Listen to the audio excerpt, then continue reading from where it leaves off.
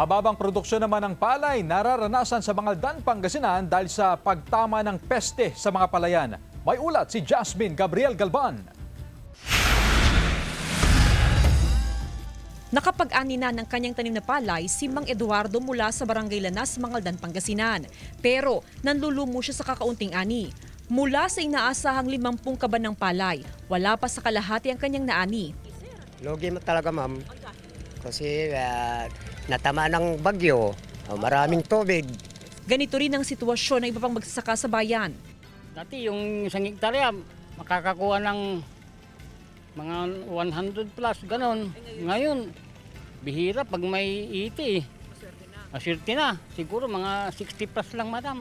Sa monitoring ng Mangaldan Municipal Agriculture Office, as of October 9, 2025, nakapag-ani na sa 50% o mahigit sa 1,000 hectares sa palayan sa bayan. Kapansin-pansin daw ang mababang produksyon ng palay.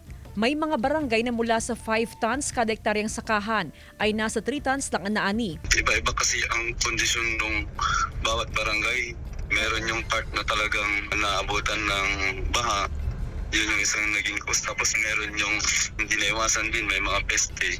Kaya yun din ang cause ng medyo mababa ang ani. Bagamat mababa ang produksyon ng palay sa bayan, wala namang nakikitang problema ang Agriculture Office pagdating sa supply ng bigas dahil 70% ng ibinibentang bigas sa pamilihan ay nagmumula sa ibang lugar.